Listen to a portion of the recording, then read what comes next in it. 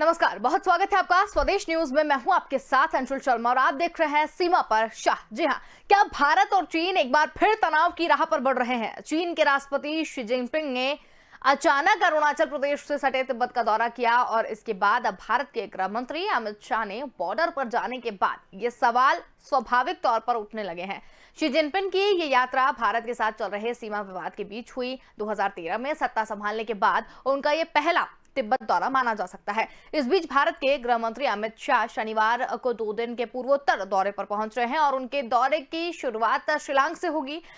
यहाँ पर खास बात यह है कि जिनपिंग ने जिन इलाकों का दौरा किया वहां से हवाई रूट के जरिए शिलांग की दूरी महज 462 किलोमीटर है।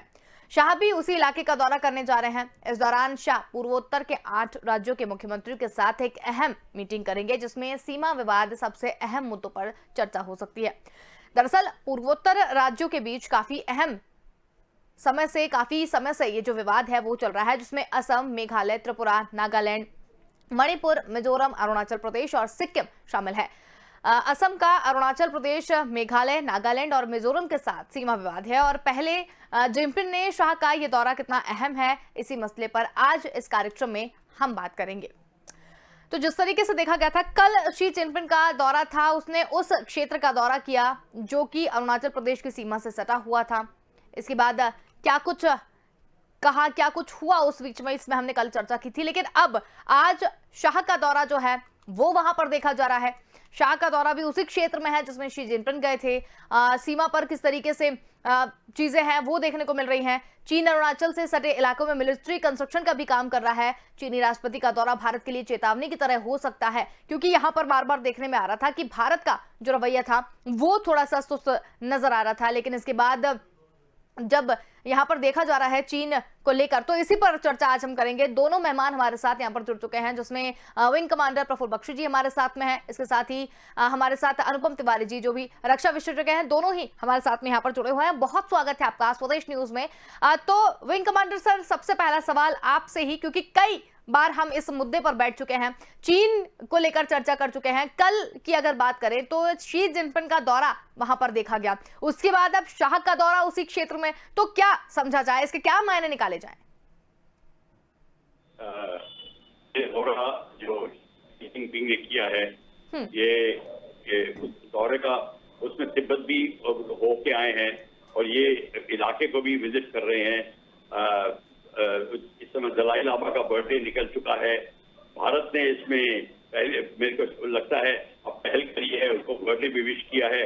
इससे थोड़ा जिनपिंग जो है अपसेट भी थे और वो अपसेट रहेंगे, क्योंकि वो ये सोच के बैठे हैं कि सारा इलाका उनका है और यहाँ तक कि अरुणाचल को भी अपना कहते हैं, क्योंकि वो सदर्न तिब्बत मानते हैं। तो इस इलाके में वो विजिट कर रहे हैं ताकि इस इलाके में उनके अपना माइंड बता सके, लोगों को अपनी तरफ आकर्षित कर सके।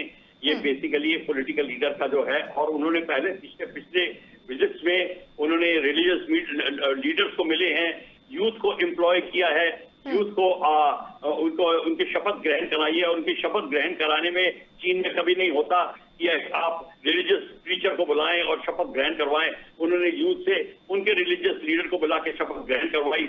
मतलब कहने का मतलब ये है कि अब शी जिनपिंग इलाके को मेंटली ऊपर उठा के अपने क्लोज लाना चाहते हैं, और क्योंकि ये इलाका उनके लिए बहुत वो स्ट्रेटेजिक इलाका है, बहुत महत्वपूर्ण इलाका है। भारत भारत का क्लेम है, अरुणाचल भारत के पास में है, जिसको शी जिनपिंग मांग रहा है।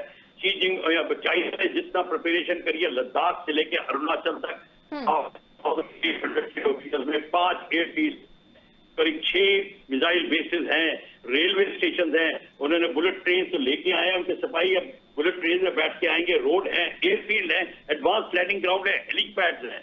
मतलब क्या है, हमारा 30% भी नहीं है।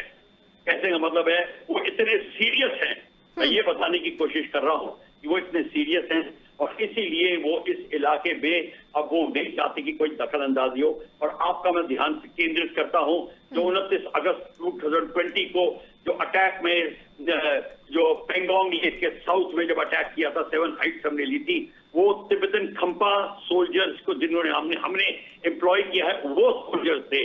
बाय द वे, वो सोल्जर्स हमारे पास में 1963 से हैं, इंदिरा गांधी के टाइम अमेरिकन ने उनको ट्रेन किया था। तो ये भारत की नीति बड़ी पुरानी रही है, बीच में कहीं डावाडोल हो गई, फिर उसका रिवाइव किया गया। ये सारा का सारा जो है ये दूरदर्शिता हमारे को अमेरिकन ने कही थी, आप दिखाइए ताकि चीन आपके ऊपर हावी ना हो। इसीलिए उन्होंने इसलिए अब जो दौरा आप देख रहे हैं शी जिनपिंग का, वो बहुत महत्वपूर्ण है चाइना के लिए और बहुत स्ट्रेटेजिकली इंपॉर्टेंट हमारे लिए है, एक थ्रेट की तरह। बिल्कुल विंग कमांडर सर, बहुत ही अच्छी जानकारी आपने यहाँ पर दी। सवाल का जिस तरीके से जवाब आपने दिया है बहुत ही अच्छी तरीके से यहाँ पर दिया है। अनुपम तिवारी जी भी हमारे साथ यहाँ पर मौजूद हैं। तिवारी जी, आपसे भी जानना चाहेंगे कि जिस तरीके से सीमा पर शाह है, जो आज हमारे प्रोग्राम का नाम भी है, उस पर हम चर्चा यहाँ पर कर रहे हैं। तो जिस तरीके से विंग कमांडर सर से अभी बात की तो उन्होंने साफ तौर पर ये कहा कि ये हमारे लिए अब जरूरी है, लेकिन ये कितना जरूरी है, क्योंकि लगातार चीन जो है वो आक्रामक हो रहा है। चीन जो है वो लगातार भारत पर बुरी नजर बनाए हुए है और अब जो दौरा वहां पर किया है, तो शाह का जो दौरा है वो कितना जरूरी है? देखिए अंशुल, अमित शाह हमारे देश के गृह मंत्री हैं, यानी हमारे देश के अंदरूनी हालात को वो बहुत अच्छी तरह समझते हैं और अंदरूनी हालातों में अगर कोई समस्या आती है तो वो उसके लिए जिम्मेदार व्यक्ति हैं। नॉर्थ ईस्टर्न सेक्टर को अगर हम लोग जानते हैं तो हमें पता है कि पिछले 70 सालों से नॉर्थ ईस्ट में तमाम तरह की इंसर्जेंसीज रही हैं। वहां पर कुछ तत्व ऐसे रहे हैं जिन्होंने भारत को परेशान करने में कोई कसर नहीं छोड़ी है और दुनिया जानती है कि इन तत्वों के पीछे कहीं ना कहीं चाइना का हाथ था। चाइना इनको सपोर्ट करता था, वहां पर इंसर्जेंसी बढ़ाता था और इनके माध्यम से हिंदुस्तान की चुनी हुई सरकार को हमेशा परेशान करने की कोशिश करता था। उनको एम्युनिशन देता था, उनको हथियार देता था। और अगर हम कुछ देर के लिए ये भूल जाएं, भारत और चाइना के सीमा विवाद को हम भूल भी जाएं, तो भारत के अंदरूनी हालात को बिगाड़ने में चीन ने कभी कोई कसर नहीं छोड़ी थी। तो अमित शाह अगर गृह मंत्री वहां पर जा रहे हैं तो इस चीज के मायने बहुत बड़े होते हैं। गृह मंत्री इस चीज को इंश्योर करना चाहते हैं कि चाइना भारत के साथ सीमा विवाद तो ना करे और साथ ही साथ भारत की अंदरूनी समस्याओं को भी ना बढ़ाए। वहां पर देखिए बारिश का मौसम है और बारिश के मौसम में चाइना के पास एक बहुत बड़ा हथियार रहता है वाटर का, यानी वो अपने डैम्स खोलता है और भारत के कई सारे इलाकों में, विशेषकर पूर्वोत्तर के इलाकों में वो बाढ़ ला देता है। तो अमित शाह साहब की जिम्मेदारी यहाँ पर ही बनती है कि वो इस चीज को इंश्योर करें कि अगर चाइना ऐसा कोई कदम उठाता है, पानी को अपने लिए हथियार की तरह इस्तेमाल करता है, तो उसका मुंहतोड़ जवाब कैसे दिया जाए। तो इन सारी चीजों पर मुझे लगता है अमित शाह नजर रखने गए हुए हैं। वो भारत के उस क्षेत्र में कौन कौन सी मजबूतियां हैं, कौन कौन सी कमजोरियां हैं, इनको भी वो देखने जरूर गए होंगे। सीमा के ऊपर भारत और चीन का बहुत पुराना विवाद रहा है। अरुणाचल प्रदेश को वो भारत का अंग मानता ही नहीं है, वो उसको सदन तिब्बत का हिस्सा मानता है, लेकिन उसके बाद भी भारत ने हमेशा इस चीज का पुरजोर विरोध किया है और मुंहतोड़ जवाब भी दिया है। और वहां पर अरुणाचल प्रदेश के ऊपर भारत ने कई सारे एयर बेसेस बनाए हुए हैं, कई सारे आर्मी के बेसेस बनाए हुए हैं, एडवांस लॉन्चिंग पैड्स बनाए हुए हैं। तो अगर कोई सिचुएशन आती है, सीमा पर हालात बिगड़ते हैं, तो उसको जवाब देने के लिए हमारी सेना, हमारे रक्षक वहां पर तैनात हैं। लेकिन अमित शाह का वहां पर जाना यह दिखाता है कि सीमा के साथ साथ हम देश के अंदरूनी हालातों पर भी लगातार नजर बनाए हुए हैं और चीन ऐसी कोई गड़बड़ी करने से बाज आए तो, और अगर बाज नहीं आता है तो भारत उसका वहां पर भी मुंहतोड़ जवाब देगा।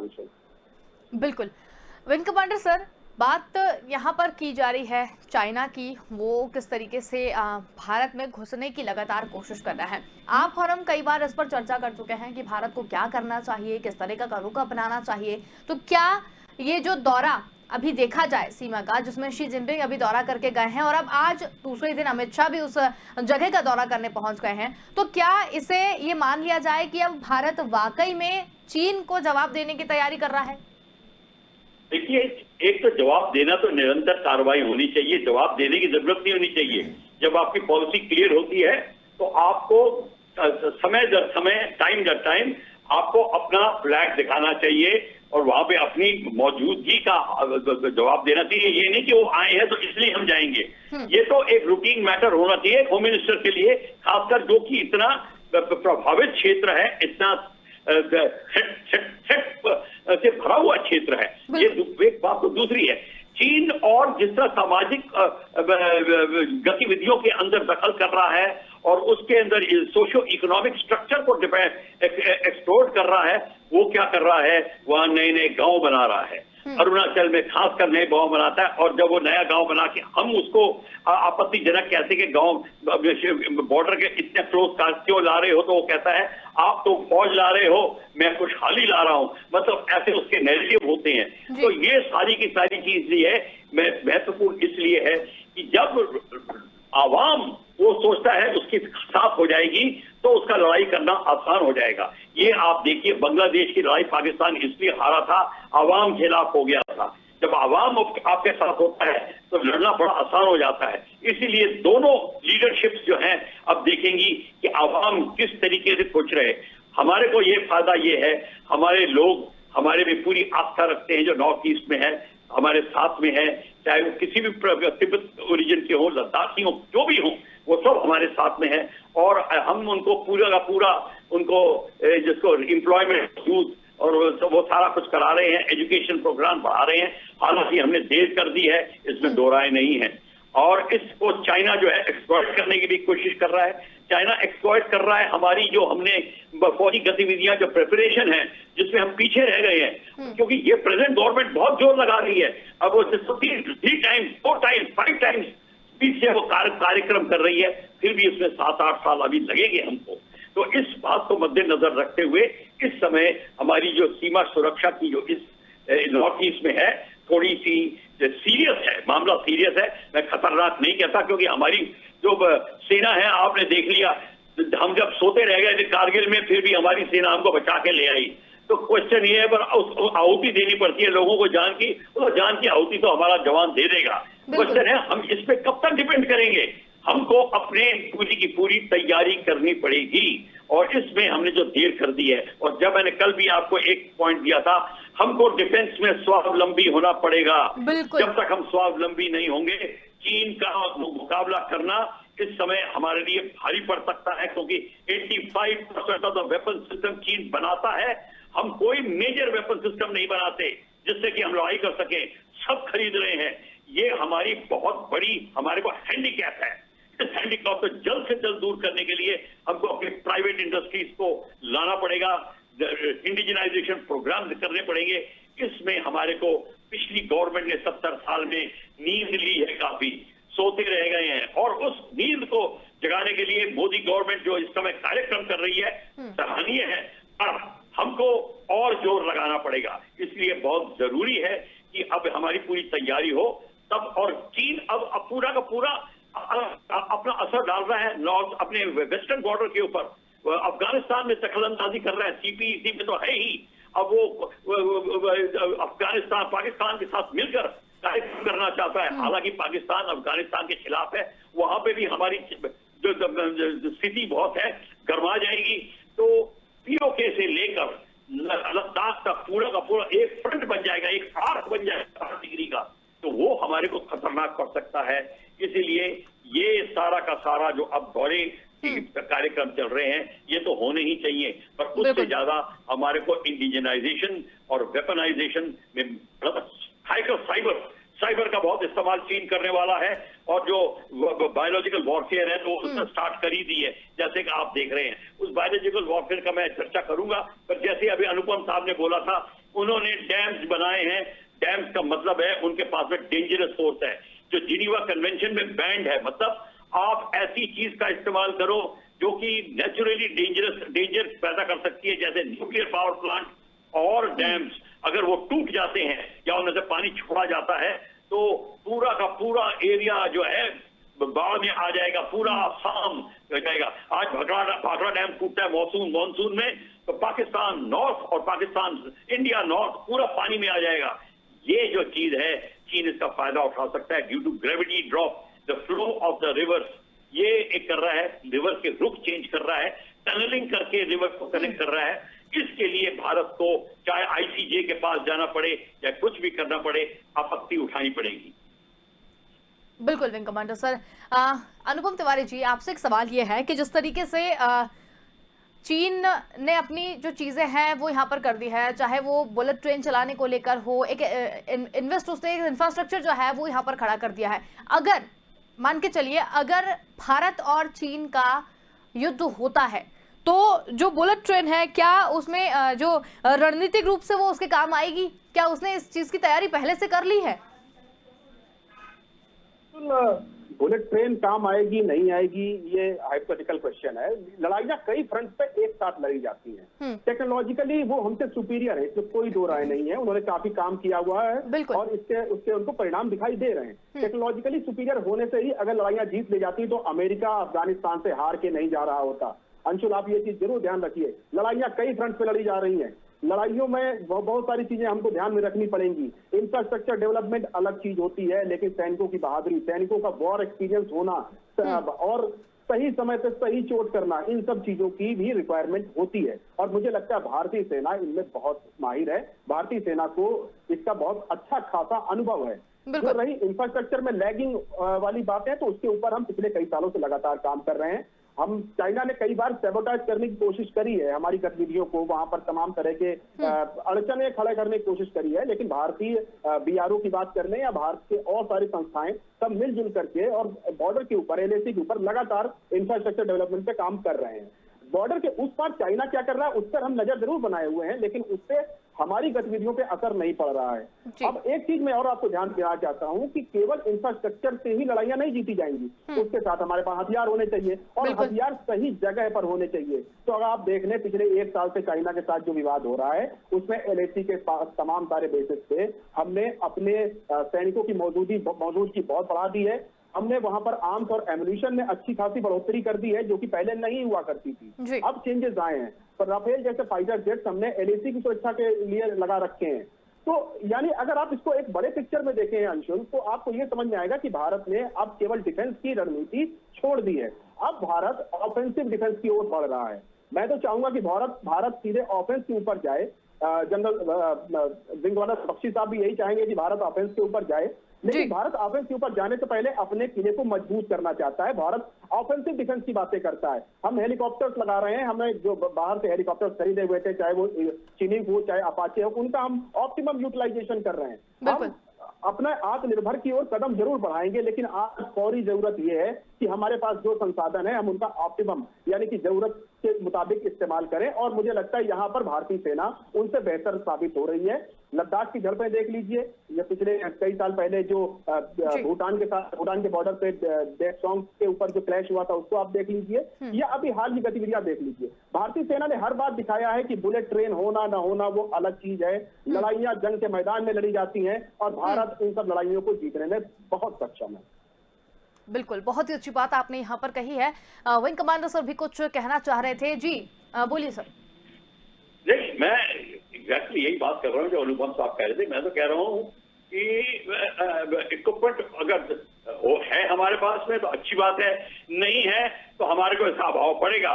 अगर आप अपने सैनिक को एक ऐसे इक्विपमेंट के साथ भेजते हैं कि वो उसको पता है कि मेरा इक्विपमेंट इंफीरियर है, वो अपनी जान की बाजी तो लगाएगा। मैं तो कह रहा हूँ भारत, और आप कारगिल कैसे जीते? कारगिल इसलिए जीते कि आपके सैनिकों ने खून की आहुति दी। आपने तो सारा बंटाधार कर दिया था सरकार ने, सब कुछ एब्सोल्युटली। तो उनको पता भी नहीं था कि 132 पोस्ट पे पाकिस्तान आके बैठ गया है, सब सो रहे थे।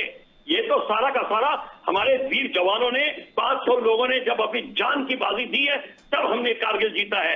ये नहीं जीता कि हमारी टेक्नोलॉजी थी और सुपीरियर थे। और तो दूसरी बात है, क्वेश्चन ये है कि ऐसी स्थिति में हम दोबारा ना आए, ये आने की जरूरत ही ना हो हमें। इसीलिए मैं कह रहा हूं कि स्वावलंबी होना बहुत जरूरी है, इसमें दो राय नहीं है। और हमारा इंफ्रास्ट्रक्चर चीन के 20% है इस समय बॉर्डर के ऊपर, उसको हमने जल्दी से जल्दी ठीक करना है। और हमें सिर्फ चीन को भगाने की जरूरत क्या है, हमें चीन पे ऑक्यूपाई करना चाहिए।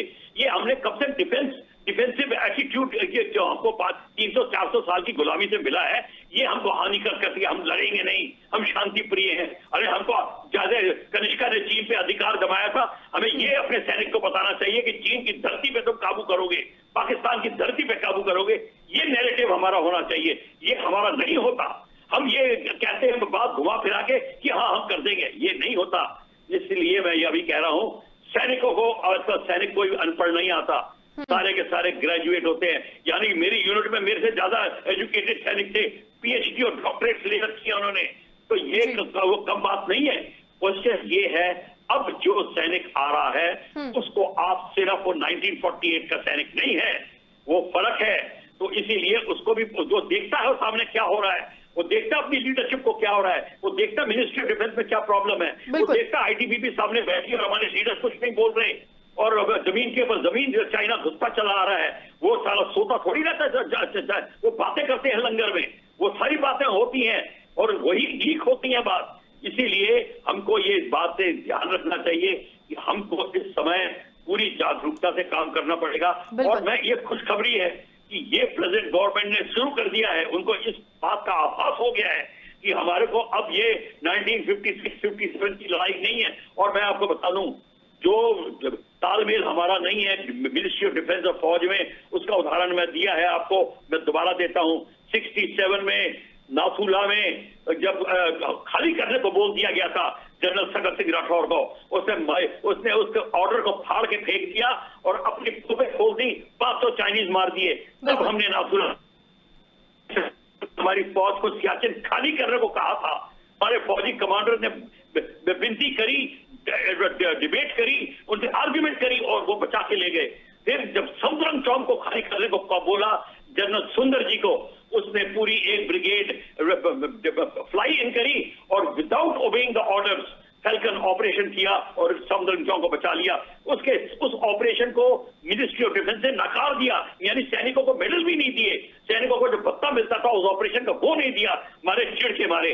ये अब एटमॉस्फेयर बदल जाना चाहिए और ये गवर्नमेंट किसको बदल रही है, ये मैं खुशखबरी सुना रहा हूँ आप। बिल्कुल, ये तो बहुत ही अच्छी बात है विंग कमांडर सर, जिस तरीके की पहल अब सरकार जो कर रही है, बहुत अच्छी बात है। एक अंतिम सवाल अनुपम तिवारी जी आपसे, समय की कमी है लेकिन फिर भी ये सवाल मन में उपजा तो मैंने सोचा कि संक्षिप्त में आपसे जवाब इसका ले लिया जाए। एक अंतिम सवाल आपसे कि 8 राज्यों की अगर बात करें, हमारे यहाँ जो 8 राज्य है उसमें भी कहीं ना कहीं सीमा विवाद को लेकर चीजें चल रही है, मनमुटाव चल रहा है, जिसमें असम है, मेघालय है, अरुणाचल प्रदेश है, इन सभी में चल रहा है। तो क्या इन सब चीजों का तनाव और ये जो फूट यहाँ पर अपने अंदरूनी घर में ही देखी जा रही है, तो इसका फायदा भी क्या चीन उठा सकता है? देखिए, चीन ने पहले तो उठाया है अंशुल, जैसा मैंने शुरुआत में ही कहा था कि भारत के उस इलाके में जितने भी इंसर्जेंसी आज तक देखने को मिली, उसमें बैकअप हमेशा से चीन का रहा है। लेकिन आज परिस्थितियां बदल गई हैं। मुझे लगता है कि आज ब्रह्मपुत्रा में पानी बहुत बह चुका है।